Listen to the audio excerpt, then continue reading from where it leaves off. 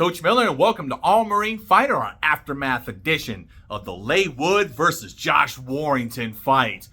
Man, what a good fight, and definitely surprising. This fight popped a lot of people's bubbles over there across the pond. First, I gotta say that I don't believe for one moment that Leigh Wood was the popular one to win that fight. He has been constantly put up against fighters that are supposed to beat him. Now, don't get me wrong. Maybe they find that he's not marketable or something like that, but this guy comes through and he's knocking people out. I remember the fight with him and Michael Conlon. What a great fight. And arguably, Conlon was winning that fight.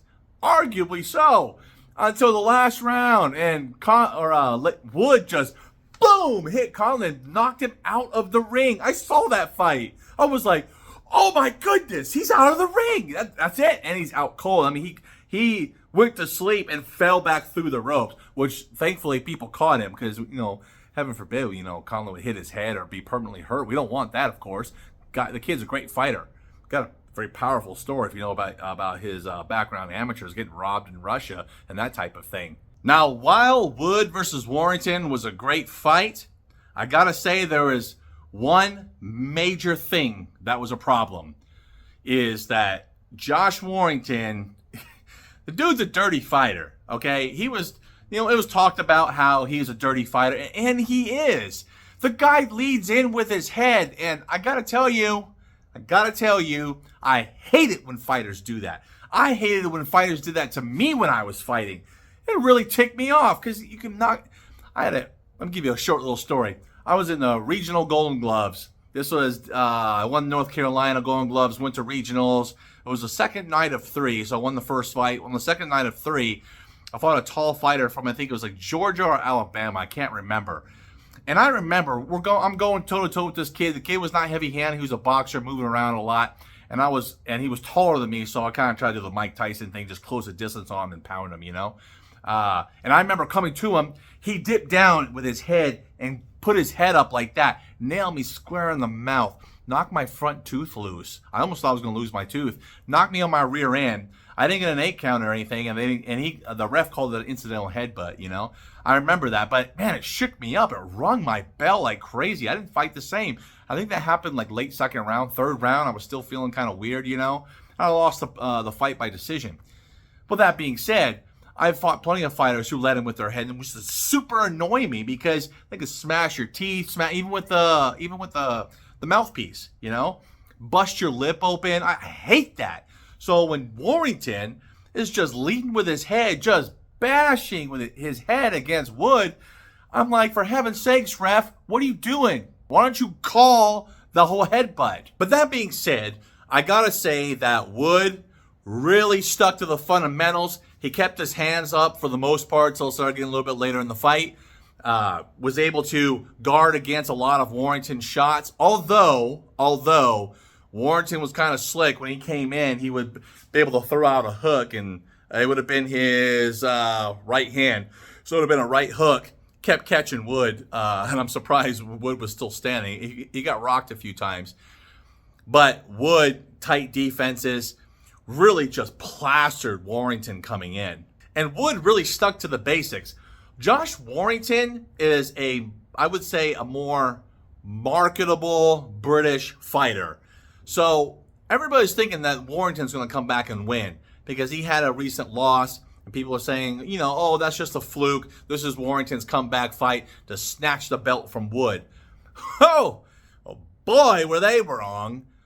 Wood stuck to the basics. And by round 7, there was a point deducted from Warrington because every time he'd get close and he'd try to tie up, he kept hitting Wood behind the head. Finally, the ref finally did his job and called a point. And really, when you think about round for round, the fight actually could have gone either way. I think that there were rounds that Wood definitely won, and there are rounds that Warrington definitely won. But I would say that because of the crisper punching, you would lean towards Wood. But I got to tell you, if it went to decision, I don't think that Wood would have taken it. Warrington, I think, was the more popular fighter. That being said, the British judges do have a history. I'm just saying. It was right towards the end of the round, and Warrington came in throwing some punches and bunches, and Wood just countered. Nailed Warrington square across the jaw. He would have hit him coming in with his left, and then he took this like wider hook, and he caught Warrington square across the jaw like that.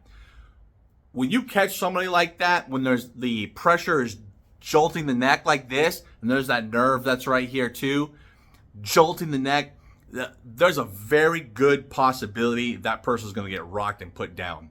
It's really bad. It reminds me of Kovalev versus Canelo. Remember what happened with him when he got hit and he took that stumbling back, and then Canelo came through and just boom, square across the jaw, and he just utterly collapsed his body. He wasn't just shook. That shot just collapsed his body.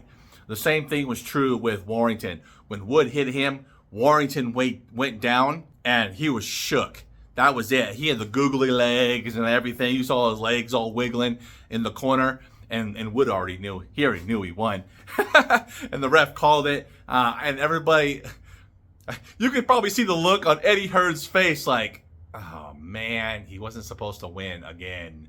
I feel bad. Look, Eddie Hearn, that dude is such a snake. I gotta tell you, he is such a snake. Well done to Leigh Wood. You know what? I really hope, he gets some good solid fights for him before he chooses to retire. Maybe go after another belt to try to unify, that type of thing. He's an entertaining fighter and well worth watching. And as far as British fighters go, he's one of the last ones that even have a belt that's worth anything, or even put on a show that's worth anything. So, man, promote the dude. Get some good fights out of him. Quit trying to see him lose. That's why it's important to have a great promoter and somebody who's going to back you up, by the way. But either way, great win. Congratulations to Leigh Wood. If you like these videos, go and click that like button. And of course, if you saw the fight, make a comment down below, and I'll be sure to try to make a comment in response to every comment down below. So, and you know how YouTube works. Click that like button, that subscribe button, and make a comment, because that's how the video grows and spreads out. We have a good time talking about boxing. Until next time, stay motivated.